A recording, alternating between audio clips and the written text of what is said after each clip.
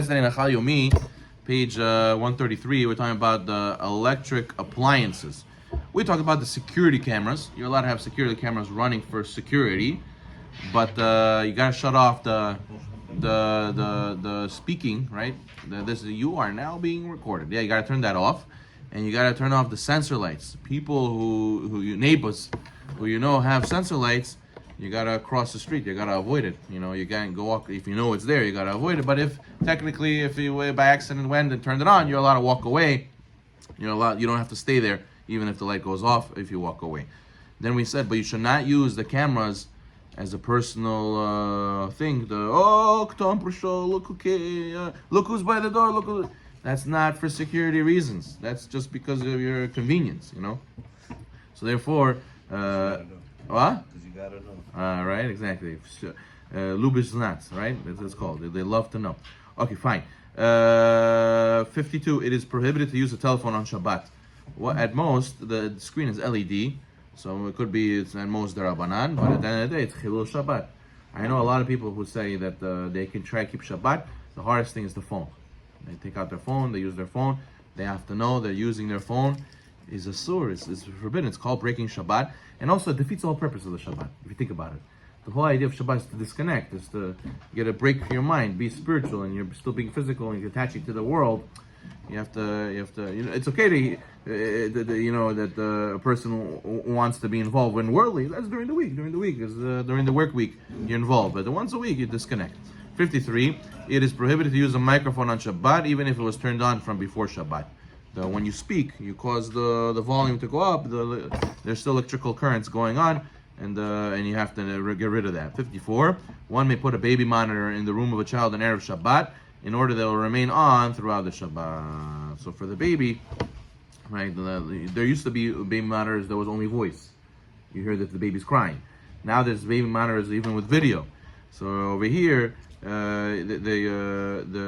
Ravadia writes in Echot Olam. He says it's permitted. Why? In the footnote, he says the fact that the baby's voice activates the monitor system is of no concern because the baby didn't have any intentions. And also for the fact that the speaker loudly sounds the baby's voice in the house, Ravadi writes, according to Sfaradim, there's no problem with Shma'at Kol.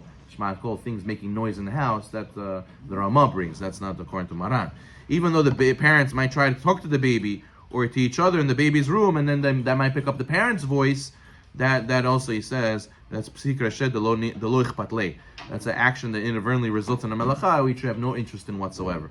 So all you care is what the baby talks. And the baby talks into the monitor, that's not his intention. And when you talk, it's also not your intention. Okay, 55. You're allowed to use a hearing aid on Shabbat, but you're not allowed to adjust the setting. Some people can't walk the shul, and they sell these wheelchairs, electric wheelchairs. You push the little stick and it goes, and it goes.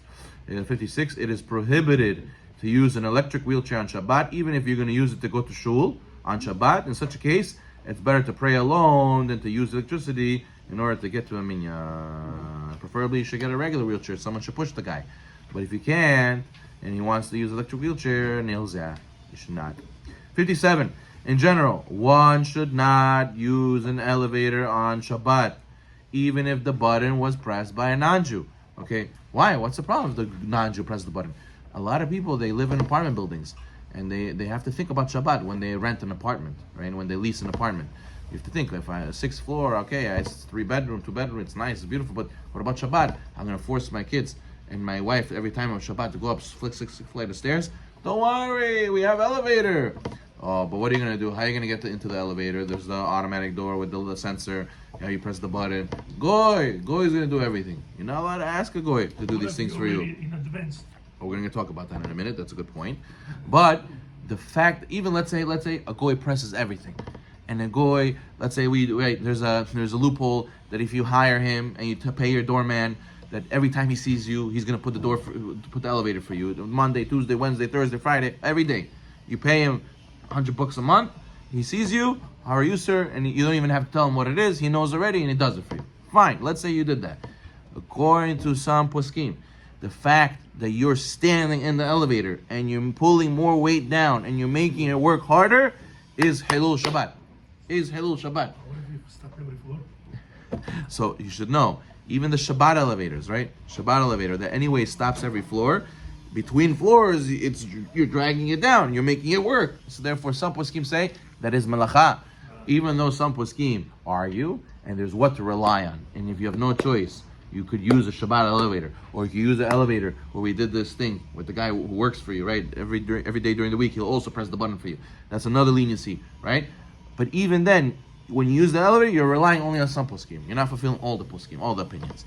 So therefore, that's why in general, one should not use an elevator on Shabbat. Let's say for yourself. I'm talking about yourself right now. Let's say you go to a vacation, and your hotel room is on the third floor, and you have a chance now to use Shabbat elevator or the stairs. You should use the stairs to fulfill all opinions. In general, you should avoid using elevator on Shabbat. What are you saying? What's considered no choice?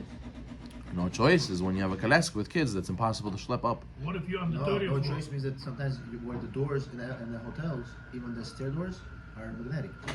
Oh, right. It'll trigger some mechanism over there, right? Can I ask you can pick up my stairs? What problem? I will show you. Get a strap. One who needs to use an elevator on a consistent basis should only use elevators that are halachically approved.